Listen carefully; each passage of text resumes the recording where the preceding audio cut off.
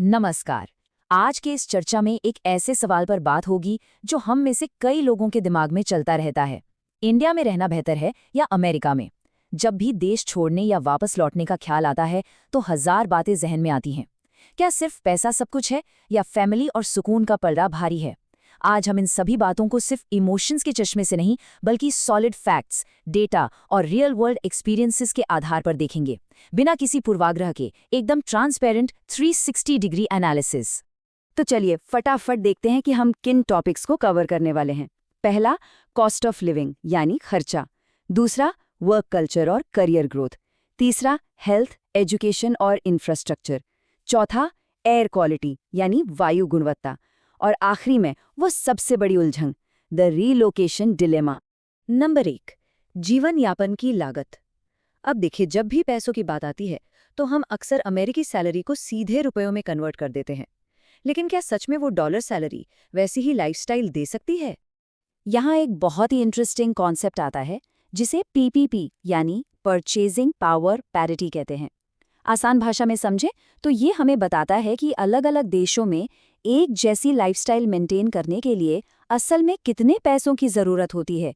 सिर्फ exchange rate देखना काफी नहीं है, असली मुद्दा ये है कि उन पैसों से खरीदा क्या जा सकता है।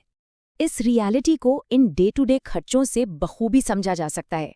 इंडिया में एक डिसेंट मील शायद 300 रुपए में मिल जाए, पर अमेरिका में वैसा ही खाना लगभग 1700 रुपए का पड़ेगा। एक अपार्टमेंट का रेंट जहां इंडिया में 50,000 हो सकता है, वहीं अमेरिका में ये आसानी से 1.6 लाख तक चला जाता है। यहाँ तक कि इंटरनेट जैसी बेसिक चीज भी वहाँ कई गुना महंगी है।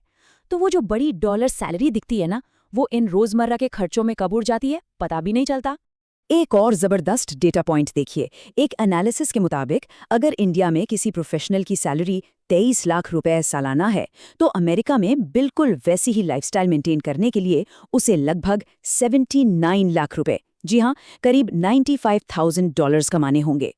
ये पीपीपी का एकदम क्लासिक एग्जाम्पल है। सिर्फ करेंसी कन्वर्ट करके रईसी का अंदाजा लगाना एक बहुत बड़ी गलती हो सकती है। चलिए अब दूसरे पॉइंट पर आते हैं, वर्क कल्चर और करियर। अब फाइनेंशियली हमने पिक्चर देख ली, पर प्रोफेशनल लाइफ का क्या?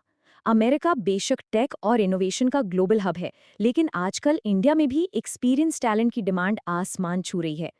दोनों देशों के ऑफिस कल्चर में जमीन आसमान का फर्क है। अमेरिकी वर्क कल्चर में कम्युनिकेशन बहुत डायरेक्ट होता है, लोग सीधे पॉइंट पर आते हैं और ब्लंट फीडबैक देते हैं। वहाँ एक फ्लैट मेरिटोक्रेसी होती है, पर इंडिया में यहाँ अक्सर अथॉरिटी की रिस्पेक्ट की जाती है, लोगों के इमोशंस का ख्याल रखा जाता है और कम्युनिकेशन थोड़ा इनडायरेक्ट और रिस्पेक्ट ड्रिवन होता है। यहाँ हायरार्की एक बड़ी सच्चाई है। यूएस कॉर्पोरेट कल्चर की बात करें तो वहाँ सब कुछ हाईली स्ट्रक्चर्ड और फास्ट पेस्ड है। समय की पाबंदी वहाँ सिर्फ एक आदत नहीं बल्कि एक स्ट्रिक्ट रूल है। सबसे अच्छी बात यह है कि वहाँ वर्क और पर्सनल लाइफ के बीच एक क्लियर बाउंड्री होती है। लैपटॉप बंद मतलब काम खत्म। और प्रमोशंस पूरी तरह से मेरिट और परफॉर्मेंस पर डिपेंड करते हैं। लेकिन इंडियन वर्क प्लेसेस का हिसाब थोड़ा अलग है। यहाँ ऑफिस एक एक्सटेंडेड फैमिली की तरह बन जाता है। कलीग्स के बीच डीप सोशल बॉन्ड्स होते हैं, हम साथ में त्योहार मनाते हैं। हालांकि इस अपनेपन का एक डाउनसाइड भी है।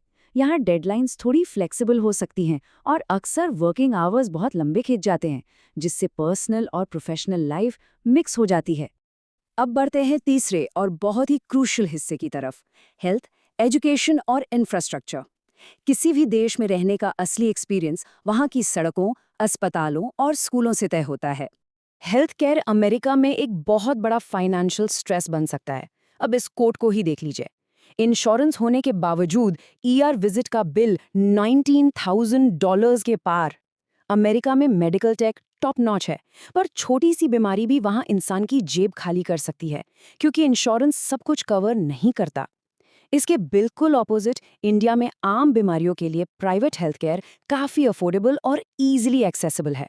और अगर घर के कामों की बात करें तो ये फर्क रोज महसूस होता है। अमेरिका एक DIY यानी डू इट योरसेल्फ कल्चर है। सफाई से लेकर खाना बनाने और ड्राइविंग तक सब खुद करना होता है, जो कि कभी-कभी बेहद एग्जॉस्टिंग लगता है। वहीं इंडिया में अफोर्डेबल डोमेस्टिक हेल्प, कुक्स और ड्राइवर्स का एक बड़ा सपोर्ट सिस्टम मिल जाता है। एक ऐसा कंफर्ट जिसे लोग विदेश में सबसे ज्यादा मिस करते हैं।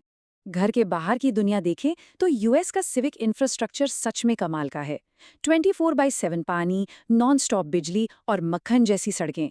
पर एक कैच है, वहाँ बिना कार के गुजारा बहुत मुश्किल है। इंडिया में भले ही कभी पावर कट हो जाए, पर यहाँ की लाइफ में एक अजीब सी वाइब्रेशन है। लोकल मार्केट्स, स्ट्रीट फूड, सब कुछ घर के बिल्कुल पास मिल जाता है। एजुकेशन की बात आए तो यूएस सिस्टम पेरेंट्स को एक बहुत बड़ी फाइनेंशियल राहत देता है। वहाँ 12th ग्रेड तक पब्लिक स्कूल्स बिल्कुल फ्री हैं और उसमें स्कूल बस का खर्चा भी शामिल होता है। लेकिन इंडिया में यहाँ टॉप क्वालिटी एजुकेशन का मतलब है प्राइवेट स्कूलों की भारी भरकम फीस। तो अमेरिका की जो हायर कॉस्ट ऑफ लिविंग है, उससे वहाँ की ये फ्री एजुकेशन थोड़ा बैलेंस जरूर कर देती है। चौथा मुद्दा, और ये लॉन्ग टर्म हेल्थ के लिए बहुत ज़रूरी है, एयर क्वालिटी और एनवायरनमेंट। ये मुद्दा सिर्फ अच्छे मौसम का नहीं, बल्कि सेहतमंद जिंदगी का है। अगर हम एवरेज एयर क्वालिटी इंडेक्स यानी AQI को कंपेयर करें तो नंबर सच में चौंकाते हैं। यूएस का एवरेज AQI 41.2 है, जो कि काफ़ी साफ और हेल्दी माना जाता है। वहीं इंडिया का एवरेज 125.5 पर है, जो डेफिनेटली हेल्थ के लिए एक रेड फ्लैग है। ये एक ऐसी सच्चाई है जिसे इग्नोर नहीं किया जा सकता। और जब हम एक्सट्रीम्स पर नज़र डालते हैं तो पिक्चर और क्लियर होती है।